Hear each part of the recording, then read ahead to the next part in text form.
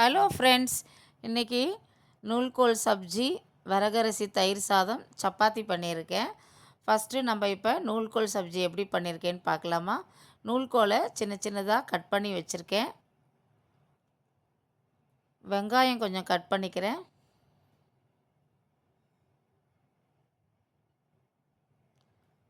அடுத்தது தக்காளி பழம்.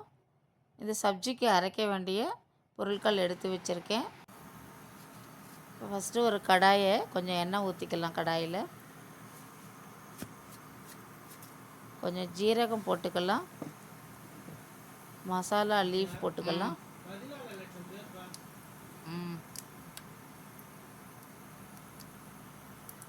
இது நல்லா பொரிஞ்ச உடனே இப்போ நம்ம கட் பண்ணி வச்சுருக்கிற வெங்காயம் எடுத்து போட்டுக்கலாம். நல்லா வதக்கிப்போம். கொஞ்சம் சால்ட்டு போட்டுப்போம். இதுக்கு வெங்காயம் நல்லா சீக்கிரம் வதங்கிடும்.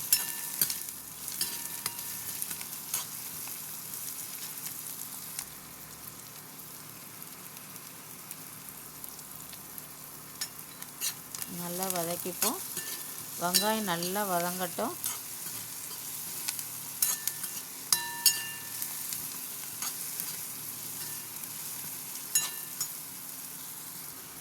கொஞ்சம் மஞ்சத்தூள் போட்டுக்கலாம்.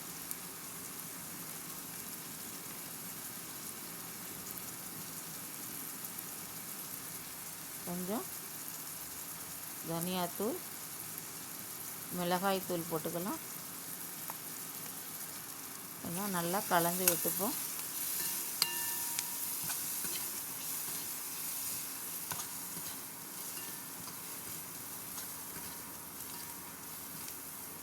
இதெல்லாம் நல்லா வதங்கின பிறகு இப்போ நம்ம தக்காளி பழம் கட் பண்ணி வச்சுருக்கோம். அதை எடுத்து போட்டுக்கலாம். போட்டு நல்லா வதக்கிப்போம். தக்காளி நல்லா வதங்கின பிறகு நம்ம நூல்கோல் எடுத்து போட்டுக்கலாம்.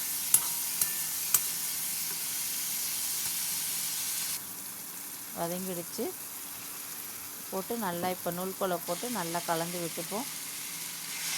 கொஞ்சம் தண்ணி விட்டுக்கலாம். கலந்து விட்டுட்டு ஒரு தட்டை போட்டு மூடிடுவோம். அடுப்பு கொஞ்சம் சிம்மிலேயே வச்சுப்போம்.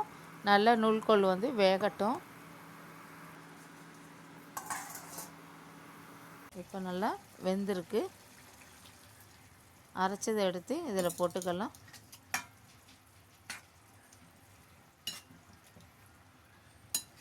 நல்லா கலந்து விட்டுப்போம்.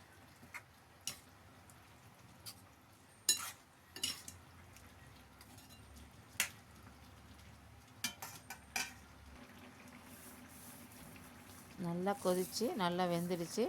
மேத்தி இலை கொஞ்சம் வாசனைக்காக கொஞ்சம் போட்டிருக்கேன். கருவேப்பிலை கொஞ்சம் போட்டுக்கலாம். நூல்கோல் சப்ஜி ரெடி ஆயிடுச்சு. சப்பாத்தி பண்ணி வச்சுருக்கேன்.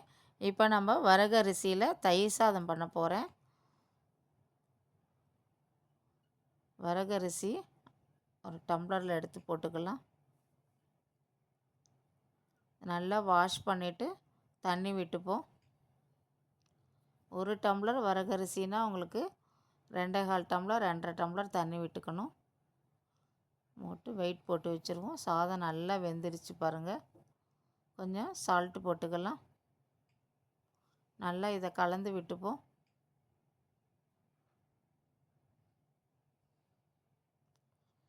கொஞ்சம் பால் விட்டுக்கலாம்.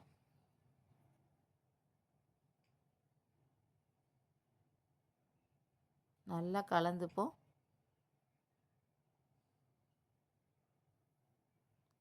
இப்போ கொஞ்சம் தயிர் விட்டுக்கலாம். விட்டு நல்லா கலந்துட்டு இப்போ இதுக்கு தயிர் சாதத்துக்கு தாளிச்சுக்கலாம். கொஞ்சம் எண்ணெய் விட்டுருக்கேன். கடுகு, பச்சை மிளகா, பெருங்காயத்தூள்,